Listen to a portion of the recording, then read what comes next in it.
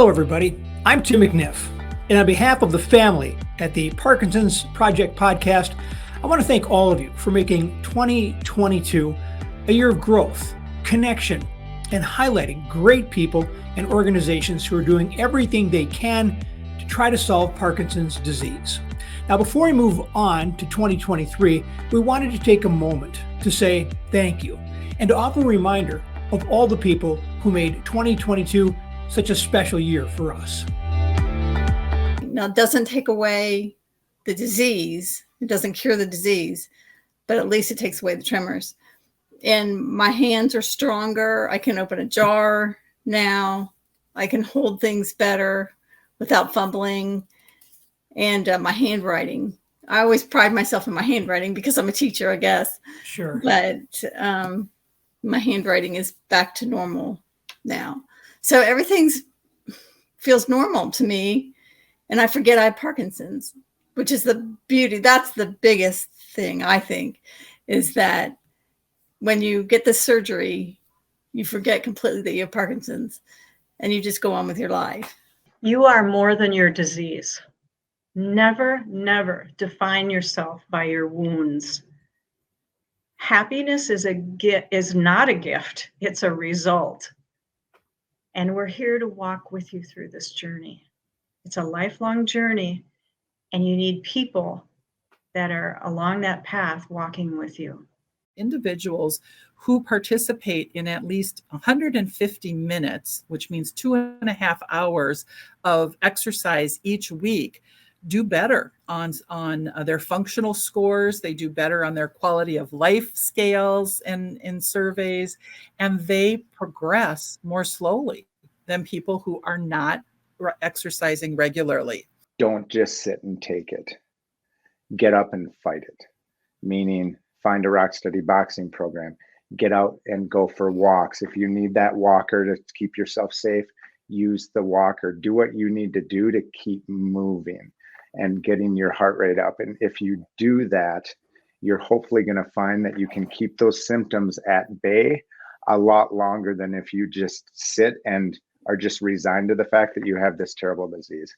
Early on, they saw that rhythm impacted a person who had Parkinson's, that it helped them walk, and that not only that, other things were corrected. It wasn't just speed of walking, but also, like I said, the symmetry, and also maybe the shuffling decreased. Not maybe it did. I'm talking Minnesotan here, kind of, sort of, maybe. But all of those things were addressed. And I'm try not to make the excuse of, well, I got Parkinson's. No matter how I feel that day, I just get up and move, and they keep me motivated. But my family, my extended family, my sister, my mom and dad, my mother-in-law, my father-in-law, everybody's in our corner supporting us, and that helps us be able to run Boston and run New York and run Disney's. We need to have a lot of people helping us. I went into denial, basically, which is kind of funny because I didn't want anybody to know that I had Parkinson's. My wife, it was really hard on her because she wanted to tell her family, we know what's wrong with Mike, and we could deal with it. But I didn't want her to tell them. It's almost like I was almost like ashamed that I had this stigma. So I would say be part of the community. I didn't ever think I was going to have friends. And I never thought I would have Parkinson's, period. But to have friends with Parkinson's. And there's a special relationship there, a special bond of having this common journey. And we call each other up at any time, and we're there for each other. And sometimes you just need that other person who understands how you're feeling to talk to them. And so I'd just say get involved. I really didn't want this diagnosis public right away. I wanted to stay quiet about it and just go about living my life as I tried to figure out exactly what it meant. My job in ministry, my life of service has always been about helping others, and I was not ready to be sick myself and have other people helping me.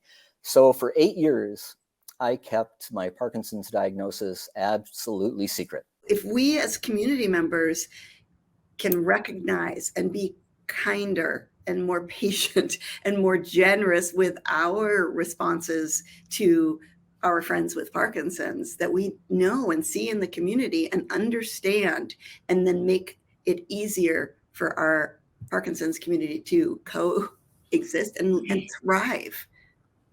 That we've made a difference. I really love our mindfulness sessions and the mindfulness courses we have, because they give people tools that they can use at home every day to feel better, to reduce their stress and improve their mood overall. So yeah, that's really where we step in. Wherever you are at, whatever health goal it is that you want to try to attain, we hope we can provide a resource for you to do that. We're helping to create this long-term relationship between an amazing dog and an amazing person, and it completely transforms their lives. It transforms the life of their entire family. And we hear this just over and over again, how people will say, this dog literally has saved my life. And again, it's the magic of dogs. And I'm just lucky to be here. We need to, use our collective voices to be heard, and we need to, focus that. And so what we've ended up doing is launching this Global Alliance to End Parkinson's Disease, which is an association, a nonprofit registered in Canada, and then we do business as PD Avengers just because it's more fun. Our whole idea is through wellness, advocacy, and research, we are looking to improve the lives of people with Parkinson's globally and end Parkinson's or eradicate Parkinson's altogether. We have a lot of materials. We've created a whole package of materials for people who are care partners. There's courses that they can take. They can just become experts in how to care for their partners, but also how to take care of themselves. And we also have a number of conferences, meetings for people who are care partners so that they can come together. There's support groups for care partners as well. Care partners are so critical to the care of people with Parkinson's disease, just as much as their healthcare providers, maybe even more so. So we need to give them all the resources and tools so that they can do all the things that they need to do for the person living with Parkinson's, but also for themselves. It's a real challenge. Most of the treatment protocols for neurological diseases like Parkinson's are built on rather incomplete models from rats and mice.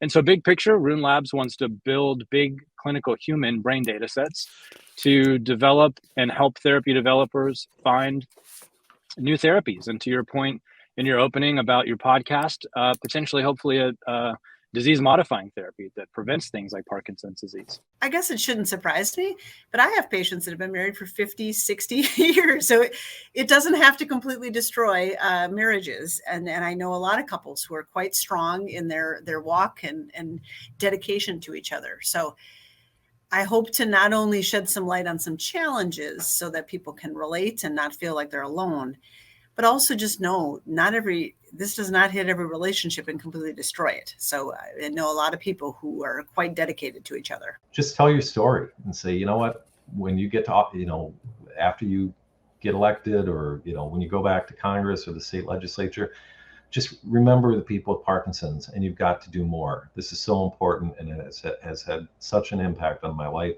or my family member's life.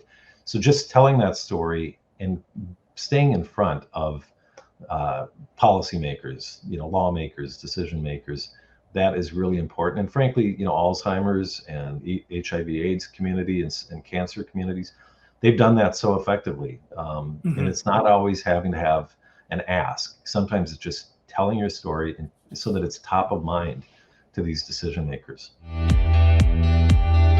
Big thanks to everyone who gave us their time and their attention in 2022. We love what is happening in the Parkinson's community, and we look forward to meeting more of you and sharing your stories as we work toward building that loving, supporting, and empowering community through all aspects of the Parkinson's Project. Happy holidays, everybody. We'll see you again in 2023.